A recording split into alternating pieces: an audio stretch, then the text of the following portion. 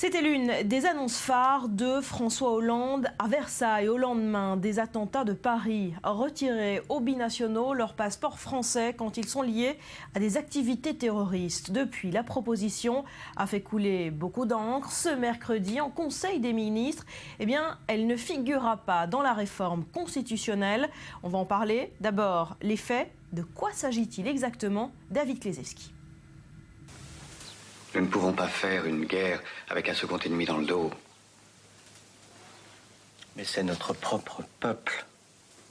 Déchoir de leur nationalité les individus désignés comme ennemis de l'intérieur. L'idée n'est pas nouvelle. C'est la Révolution française qui installe le principe de la citoyenneté d'adhésion contre les ennemis royalistes. La dénaturalisation en tant que telle apparaît plus tard en 1848 à la faveur d'une autre révolution et pour d'autres motifs. Le décret d'abolition de l'esclavage prévoit que tout Français qui continue à pratiquer la traite sera déchu de sa nationalité. La Première Guerre mondiale en élargit les conditions d'application et inclut notamment des cas de trahison avec l'Allemagne, l'Autriche ou encore l'Empire ottoman. Plus tard, le régime de Vichy sera le seul à pratiquer la dénaturalisation à grande échelle avec près de 15 000 Français concernés, dont de nombreux Juifs, mais aussi le général de Gaulle. L'ordonnance de 1945 a plus ou moins repris les textes existants, à part les régimes d'exception. Et dans le droit français contemporain, l'article 25 du Code civil envisage la déchéance à plusieurs conditions. Il faut être devenu français au cours de sa vie, avoir une autre nationalité pour ne pas devenir apatride et s'être rendu coupable notamment de terrorisme ou d'atteinte aux intérêts fondamentaux de la nation. Alors de quoi est-il question aujourd'hui? Quelques jours après les attentats de novembre, annonce choc du président Hollande. Il entend étendre les conditions d'application de la déchéance. Mais nous devons pouvoir déchoir de sa nationalité française un individu condamné pour une atteinte aux intérêts fondamentaux de la nation ou un acte terroriste, même s'il est né français. Je dis bien même s'il est né français. Le gouvernement s'apprête finalement à faire marche arrière. La semaine dernière déjà, le Premier ministre Manuel Valls avait évoqué le caractère seulement symbolique de la mesure, sous-entendu pas vraiment efficace sur le terrain. Peu de chances que la disposition soit inscrite dans la Constitution à court terme.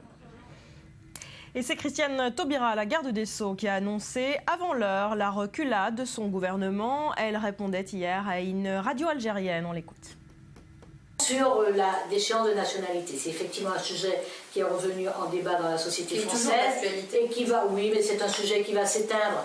Mais je vous indique par exemple que le projet de révision constitutionnelle qui sera présenté en Conseil des ministres dans 2 jours ne retient pas cette disposition. Je pense que cette déchéance de nationalité sur des personnes nées françaises, donc qui appartiennent depuis leur naissance à la communauté nationale, ça pose un problème de fond sur un principe fondamental qui est le droit du sol auquel je suis profondément attachée et qui me paraît et qui est dans l'histoire de la construction de la communauté française sur une base civique et non pas sur une base ethnique, ce droit du sol est un pilier fondamental.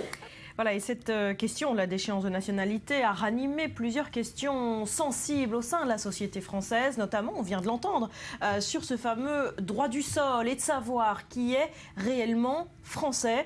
Cette mesure, on l'a dit, n'avait plus été envisagée depuis Vichy. Dror, on tente avec vous de mieux cerner la sensibilité de cette question.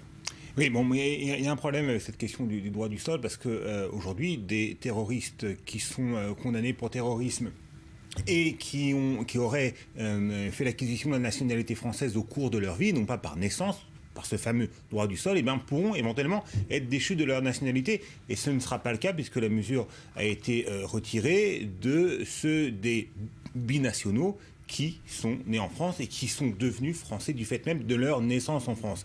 Et Christiane Taubira a insisté sur ce point. Effectivement, le droit du sol, c'est quelque chose, on pourrait dire, de constitutif de la manière dont la nation française se perçoit, qui est très différent de la manière dont la nation allemande ou britannique se perçoit. Le droit du sol, c'est quelque chose qui est considéré comme presque sacro-saint, surtout à gauche. Et puis cette mesure qui avait été envisagée solennellement par François Hollande devant le Congrès après les attentats du 13 novembre, on s'accordait à dire autour de Hollande, et Valls le disait très clairement, qu'elle était uniquement symbolique, parce que face à des fanatiques qui sont prêts à à faire le sacrifice de leur vie en assassinant le plus grand nombre possible de personnes au nom de leur idéologie, eh bien, la menace de se voir déchu de la nationalité, ça pèse d'assez peu de poids tout de même. Donc il s'agissait d'un symbole.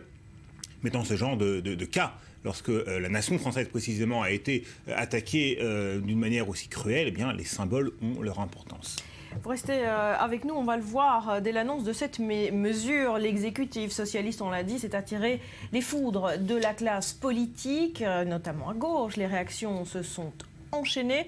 Alors pour bien comprendre les arguments de chaque camp, petit tour d'horizon. Privés de leur nationalité, certains Français, c'est déjà possible, mais le projet d'étendre la mesure à d'autres cas a provoqué de vives résistances. Premier type d'opposition, d'ordre pratique. La mesure ne permettrait pas de dissuader un terroriste potentiel avant un attentat. Un individu prêt à perdre sa vie ne rechignera pas non plus à perdre sa carte d'identité. C'est le sens de l'une des réserves émises par le Conseil d'État. Saisis ce mois-ci, les sages ont examiné et validé le projet du gouvernement. Mais ils ont mis en garde, si le texte répond à un objectif légitime, il n'aurait pas de portée dissuasive pour les terroristes. Par ailleurs, pour être appliqué, la déchéance doit concerner des individus qui possèdent en parallèle une autre nationalité. Or, selon les chiffres du ministère de l'Intérieur, la plupart des tentatives d'attaque ont été commises par des Français qui ne possèdent pas d'autres appartenances nationales. Prévoir la déchéance de nationalité est possible, à une condition, que cette personne ait une autre nationalité, puisque les traités internationaux nous interdisent de rendre une personne apatride. Autre type d'opposition au projet, cette fois-ci d'ordre politique. Mesdames et messieurs les députés de l'opposition, il faut faire preuve de cohérence. Une révision constitutionnelle est nécessaire pour l'inscrire dans notre droit. Pourtant, très vite, le manque de cohérence se fera visible dans son propre camp, à gauche. La déchéance de nationalité est un thème porté par une partie de la droite, réclamé par le Front National, mais rejeté par un grand nombre de membres de la majorité. Frondeurs, front de gauche et écologistes sont aussi les plus réticents face aux politiques sécuritaires. Plusieurs experts du droit de la nationalité ont aussi exprimé leur réticence. Le projet aurait constitué une rupture d'égalité de tous les nationaux face à la loi. Surtout, c'est l'inscription du principe dans un texte suprême, la Constitution, qui passe mal. Dans une tribune au journal Le Monde, l'historien du droit Patrick Veil explique que les avantages sécuritaires sont très hypothétiques par rapport au risque de division sociale. Voilà, et au niveau politique, justement, en retirant cette mesure, François Hollande a, semble-t-il, choisi la cohésion de la gauche plutôt que l'unité nationale, le fameux rassemblement.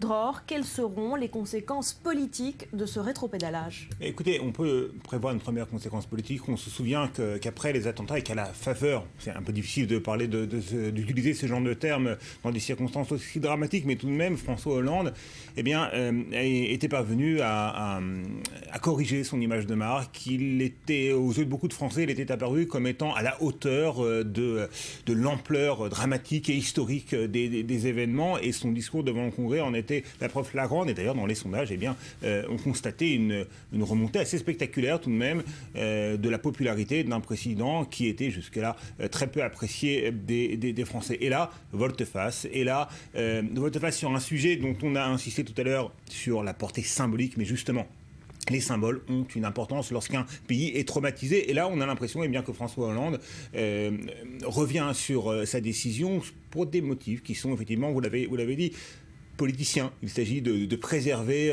l'unité de son parti. Il s'agit de calmer les réserves et les doutes émis par l'aile gauche du PS, émis également par les partenaires éventuels du Parti socialiste en plusieurs coalitions régionales ou nationales, que ce soit les Verts, que ce soit le Front de gauche, les communistes également. Donc pour des raisons qu'on pourrait qualifier de bassement politicienne, François Hollande revient en arrière, et cette volte-face, elle sera probablement mal appréciée par les Français. On peut s'attendre à ce que la cote de popularité de François Hollande à nouveau subisse une baisse sensible. On la voit, cette légère érosion ces derniers jours dans les derniers sondages. Merci Dror. Et à noter